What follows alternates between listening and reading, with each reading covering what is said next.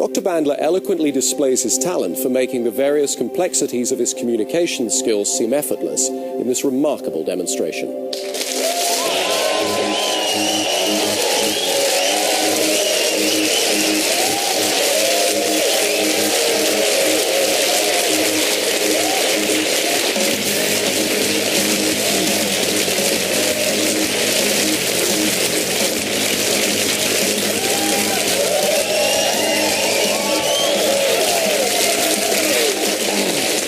Thank you very much.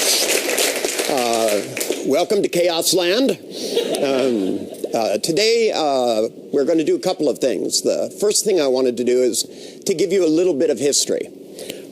When I started doing hypnosis, it was primarily at the request of Gregory Bateson, who is what I consider to be one of the great English communicators. Gregory founded the field of heuristics probably some 50 years ago. When I met Gregory because he moved across the driveway from me, and Gregory looked at the work that I was doing, and he said, you know, you really should study hypnosis, especially Milton H. Erickson. And I'd read some books on hypnosis. I was hypnotized when I was 7 years old by a magician, and I liked it. It was fine. But I started telling people, well, I was going to study hypnosis. I bought lots of books about it. And one of the things that happened was that I noticed there was an odd response. Most of the psychotherapists said to me, oh, you don't want to study hypnosis. It's bad. And it doesn't exist. Which is kind of a weird combination. Things that happened was that I noticed there was an odd response. Now that made me really interested. When I thought about doing hypnosis, I thought, you know, well, here's something that really frightened psychotherapists. I should learn it. I also found that hypnotists had a slightly better attitude, and I know some of you were a little upset because I pick on psychologists, but you guys like pain. Also, since the beginning of my career, one of the things I've tried to do is to get people out of the domain of looking at people as if there's something wrong with them. When I started out, it was because I went into horrible mental hospitals. And mental hospitals used to be really evil compared to what they are now. They used to be terrible, dingy little places with metal bars and little contraptions that looked like they came out of Boris Karloff movies, where they tortured people. They sucked electric juice through their heads. They gave them horrible drugs. And they were absolutely certain that schizophrenics couldn't be hypnotized. In fact, they spent millions and millions of dollars at Stanford proving that only a certain percentage of the population could be hypnotized. Now, there were some innovative people. There was a guy named Spiegel, and he was one of the first people to formalize rapid hypnotic inductions.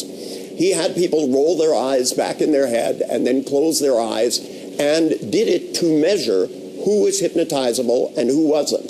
The further you could roll your eyes back in your head, the deeper you could go, according to him. I took somebody who scored a 0 on the Spiegel test and knocked them into a deep trance and did every hypnotic phenomenon.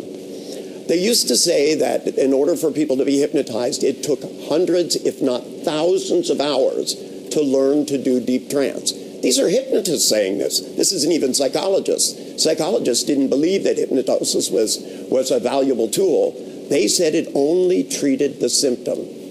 Now, I don't know about you guys, but I think treating the symptom is, first and foremost, one of the very important things that you do. This isn't even psychologists. If somebody is terrified of elevators, making it so they can get in one and go up and down is a good thing. And if it only takes a couple minutes to do it, even if it comes back later, you can do it again. That giving people freedom is what my work is about. Now, one of the freedoms that I want everybody to have has to do with your ability to learn, because Milton Erickson is the first person I ever saw do a rapid induction. And by the way, I gave Milton credit for doing the handshake interrupt. Milton was paralyzed in the right arm. That would have been impossible. I did that to see if anyone was paying attention. But what Milton actually did is he took somebody and he took a hold of their arm, he lifted it up and he looked them in the eye, and he began touching them ambiguously so that their arms sort of stayed like this. And then pretty soon, after 45 minutes, they dropped into a trance. Well, I mean, to me, I just don't think that it should take that long. And over the years, I've studied different hypnotic techniques, and I found that there are really two types of hypnotic inductions that work quickly. One has to do with catching people between programs that go on in their mind, that you do something. Milton did a hypnotic induction once where this guy, a doctor, came up out of the audience and walked up to Milton, and Milton stuck his hand up like he was going to shake it. He had to actually lift his hand, and he went like this. And the guy stuck his hand out, and Milton bent over and tied his shoe. And the guy was like this. And then Milton went, go and sit in the chair and drop into trance. Well, that was really the first handshake interrupt. Now, for me, over the years, one of the things that I've tried to do is to find ways of making it so that people can go into trance rapidly, quickly, and easily. So I've taken these kinds of techniques. Now, the other category, which you'll see today, is there's a lot of hypnotic techniques that have to do with fixating your gaze and your concentration. Hypnosis is not a state. A lot of people think if you go into a trance, you can't see and you can't hear. That one's called death. Okay, that's a different state. When you're dead, you won't see or hear or feel anything. Hypnosis is really a state of heightened awareness. It's a state where you go into and focus your attention more than you do normally. You actually hear better. You actually have control over your feelings. You can control your heart rate, your blood pressure. Most people can't do that in the waking state. Last year when I was in the hospital, the nurse came in every hour and checked, I guess, to see that I was alive, which is a good thing. But she put this little thing on my finger, and this little digital thing went, and it would go, you know, your heart is beating this many beats per minute. And I have to admit I was somewhat bored, so I started putting it on my finger when she wasn't there and practicing. And then when she would come in, you know, I would go, how many beats a minute do you want my heart to beat? And she goes, well, I'm just finding out what it is doing. And I said, how about 66? And I'd stick my finger in and go, and it would be 66. And then I go, how about 82? Make it go up to 82. And then she looked at me and I said, hi. Very high. Now, controlling your neurology through yoga, through concentration, through meditation, meditation is not different than hypnosis, except that it's less directive. That when I learned to do meditation the first time, they had us repeat this mantra over and over again. We went inside and said a Hindu word for a certain color and repeated it over and over and over again until we got so bored we drifted into an altered state. It also habituates because by firing the same neurons over and over again, it has a tendency to alter your state. Many of you, when you were young, focused on a candle, you stared at it and went into a somewhat relaxed state. It's a trance state. It's not something that's out of the ordinary. I see it every day in the hotel when I get in the elevator. People go in and they press the button. They look at the floor thing. The elevator doors open and they start to jump out. And they go, oops, I'm not getting off here. Well, that's true. But the doors open, the command is leave. You know, that it's a program. It's like sometimes you've driven up behind somebody and the car in front of you stops and the light changes and they don't. And that's just because they've drifted away for a moment. Having your mind wander is not out of the ordinary. Having your mind focus so intensely on something that you can begin to really relax in our modern society, I think is a good thing. I find that if I trance people out, that a lot of the things that are difficulties. Recently, I had a guy that bit his nails down to the bone. Every single fingernail on every hand was gone. And he was, of course, I would say, a little too tense. In fact, he was way too tense. He thought every day, all day long, he would ask himself the question, am I going to die? And, of course, the answer to that is yes, but not right now. But worrying about it wasn't making it so that he got anything else in life done. And, you know, today, you know, given the economic situation and all the chaos going on in the world, there are still more people with warm, full, and dry and a chance to enjoy freedom than there ever has been. It doesn't mean the world is perfect, and it doesn't mean that there aren't places where awful things are going on. But if we spend our time feeling bad about it rather than doing something about it, things will never get better. So one of the things in this course that I want to arm you with is the ability to get around the long conversation. A long conversation goes like this. They pull out their violins and they come in and they go, well, you see, I've been in therapy for 4 years. Let me tell you all the insight I discovered. And I always interrupt them. I go, excuse me, do you still have your problem?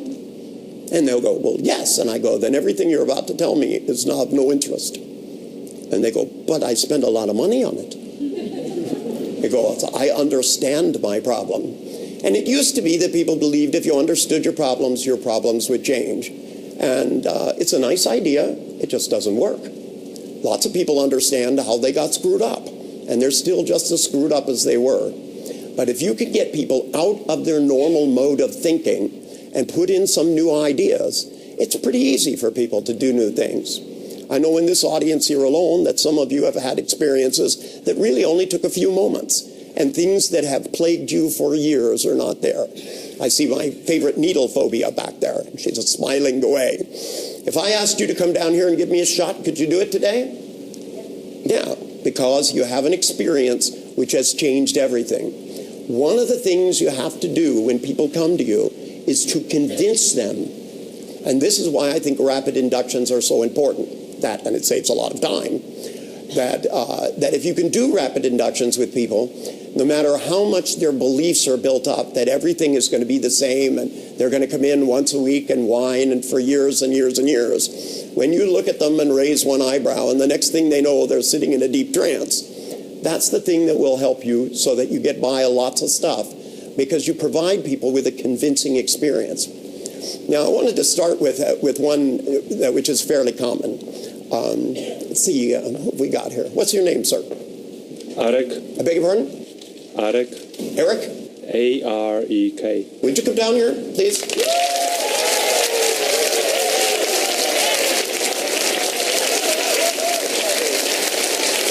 I tell you what, in a minute I'm going to ask you to sit in this chair, but not yet.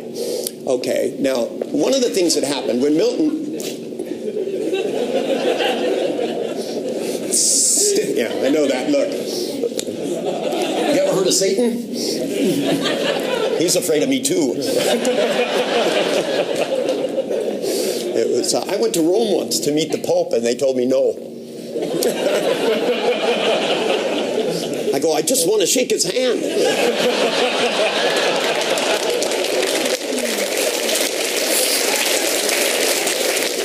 Now, when Milton did the handshake induction, of course, Milton, being paralyzed with his right hand, took his hand and he extended it like this. When the person's hand came up, he just grabbed a hold of it like this and began to talk to them slowly and comfortably. And while he did, he altered his state slightly so that he began to go into a trance, which he spent most of his life in. And he began to touch ambiguously. And as he touched ambiguously, suddenly he looked at the person and said, close your eyes now and really relax. And as you do so, you're going to do the very same thing that you did when you first stood up firmly and strongly. That's right. Because in a minute, I'm going to ask you to sit down. And when I do, I want you to drop all the way into a deep trance. Now, sleep. That's right, all the way back. Really relax. And go deeper and deeper still. Because while you're dropping down into a deep, comfortable, relaxed, wonderful state, you're learning something like you very first did. When you first went to school and you saw the task of writing letters and numbers of the alphabet, you didn't know just how much. It would give you an infinite amount of opportunity to read books about different things. Now, right now, you can begin to slow your heart rate down. Your blood pressure can drop slightly. And suddenly, from your past, ideas will begin to bubble up. Silly ideas. Ideas with a giggle attached to them. Now, I'm going to grab a hold of your head. I'm going to slowly pull it forward. And as I do, I want you to go all the way down. Deeper and deeper and deeper still. That's right. Now, I know it says in the books about hypnosis that it takes hundreds of hours to teach people to go into a trance. I'm just not that patient.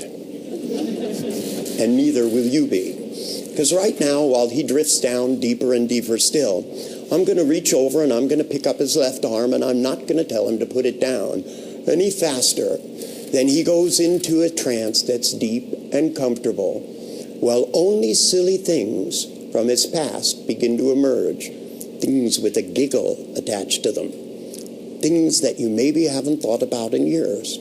Because the amazing thing about giggling is it happened at the time when we did our best learning, when you were with your friends and playing games, when you were in school and the teacher did something and you started laughing and you couldn't stop.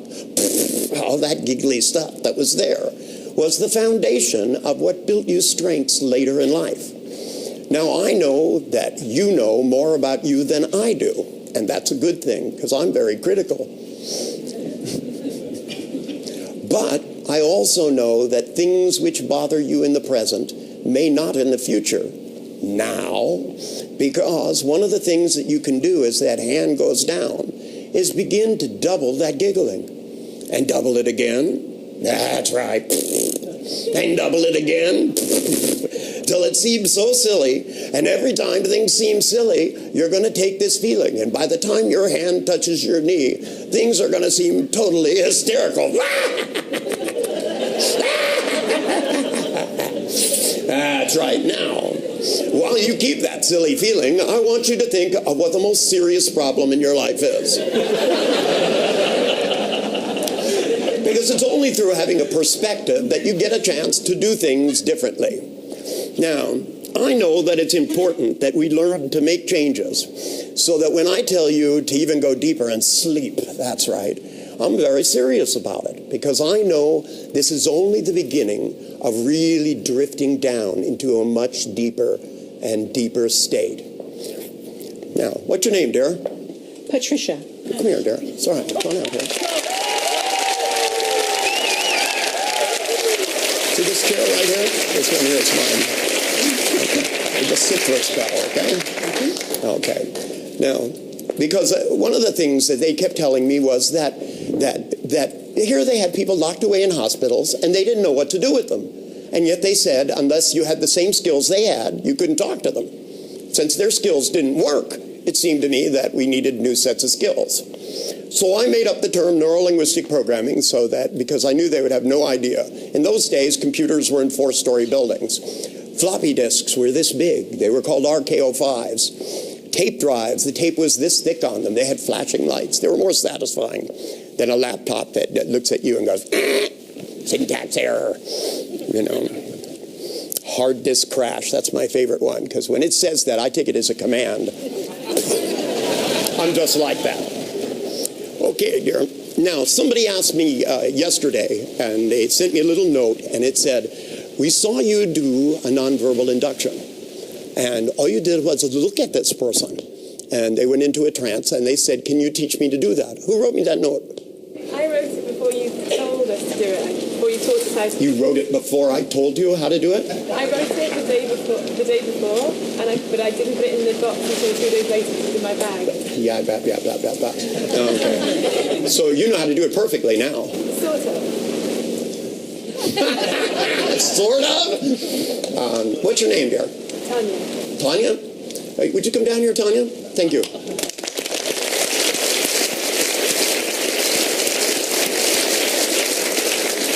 Now, I want you to sit there, okay? Because I'm going to show you how you do this, and I'm going to try to break it in. See, because remember, one kind of hypnotic induction that's very rapid, of course, is to interrupt a pattern, like a handshake. Okay, and when you interrupt a handshake, or in this case, you know, I just interrupted it, it took his hand, left it cataleptically, and so he could go into a really, really deep trance. Now, on the other hand, the other kind of hypnotic induction has to do with focusing somebody's attention.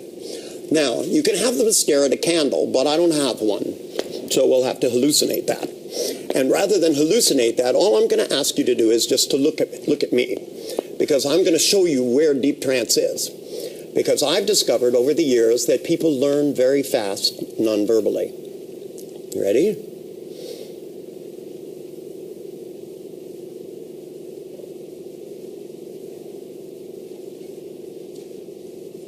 Here we go. That's right. Take a deep breath in through your mouth. That's right. Now close your eyes. That's right. And just drop down and start to relax. Take a deep breath in through your mouth. Don't worry about your face. It'll be there when you come back. I know you were a little nervous, but that will fade. Just let it relax. Start with your forehead. And then just touch your third eye. And just drift down and really relax and soften your cheek muscles. Take a deep breath in through your mouth. Let it out through your nose. And just drop down. Relax. Everything's going to be okay. That's right. And while you drop down, because in a minute, I'm sorry, I forgot your name. What was your name again? Tanya. Hi, Tanya. Sleep. That's right. Now, you're next. That's right. Because hypnotic inductions are not that difficult if you watch for the right moment. If you watch people, they're drifting in and out all the time. You just have to catch the right moment and to mark it off so that people can go into a state where they can begin to learn to just relax. That's right. And go deeper and deeper still. Because the process of learning, whether or not you have somebody fix on something or whether you interrupt a pattern, it really doesn't matter that much. It's just a chance to teach people how to go into an altered state where they get good feelings that will stay with them for the rest of their life. Because not only does he have giggles in his past, he has them headed in his future. That's right. And he's not the only one that knows how to giggle. That's right. Excuse me, let me walk around here for a second. That's right. I think we better move this so that it's where it belongs, squarely on your shoulders, just before you drop all the way down. That's right. Now I'm going to touch you on the shoulders, and all I'm going to do is touch her gently. When you do this, there's no reason to poke anybody. All I'm going to do is tighten my hands, but I'm not going to squeeze. And when I relax, so will you. That's right. Because you don't need all that tension, dear. You should learn the secret of being a strong woman. Store your tension in other men. My wife did it, and it worked perfectly. She would walk up to me and go, "There's something I'm really worried about." And I'd go, "What is it, dear?" And she'd tell me, and then she'd be fine, and I could do the worrying. She goes, "That kitchen counter really needs to be cleaned. It might have germs on it." That's right. And start to repeat the word inside your mind that says soften, soften, soften. That's right. And just let that stuff go. Just relax now. Let all that go. Here we go. Ready? 1, 2, 3. Relax. That's right. Deeper and deeper down.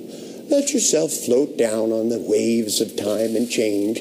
It's about time you found a way to find yourself feeling good in spite of yourself. So the more you try to not relax the course, the more you will. And you'll just drift down. Let all that stuff go. You don't need that stuff. Here we go. 1, 2, 3, soften. There we go. Feel softer. Now double that. That's right. Double it again. And then think of something totally silly. Come on, there's something sillier than that. That's right. Double that.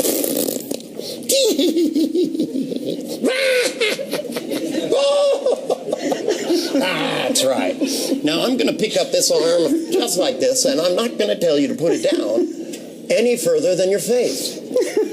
Because as your hand approaches towards your face, it's only the attraction to new learnings. And the closer it gets to your face, the sillier it's going to seem. And the sillier it seems, the more relaxed you'll get. And at the moment it touches your face, you're going to drop all the way down deeper and deeper still. That's right. Atta girl. Life is tough.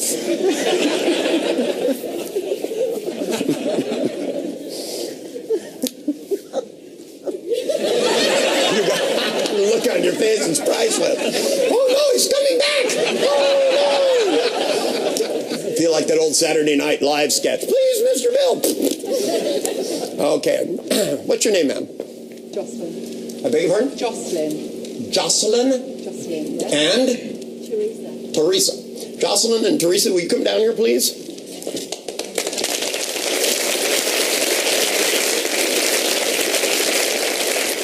Would you just sit here for a minute, please? Okay. Now, do you see my point? Okay. Just look at it, okay? Stare at it. Okay. And what I want you to do is take a deep breath in through your mouth and slowly let it out through your nose. Now, I know that you believe the sun is coming up tomorrow, because if you thought this was the last day on earth, this would probably be the last place you'd be. And as long as you can believe the sun is coming up, you can believe something is coming. It's as simple as this. Sleep. That's right. And just let yourself go down deeper. Take a deep breath and drift. Because if you let yourself, for that instance, just float back inside yourself and feel yourself on side of your face beginning to cycle like this.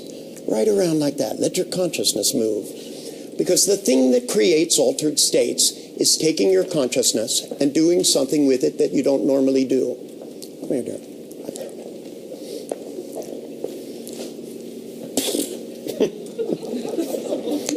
Hundreds of hours it takes to hypnotize people. Thousands of hours. And you can't cross any kind of cultural line. So therefore, this won't get stuck up here like this. Because when it... No. That's just... There we go. So that when it goes down, I want you to go deeper and deeper. That's right. And deeper and deeper. There you go. Because I want you to learn something of importance. That's right. Here we go. All the way down now. That's right. Deeper and deeper still. In the process.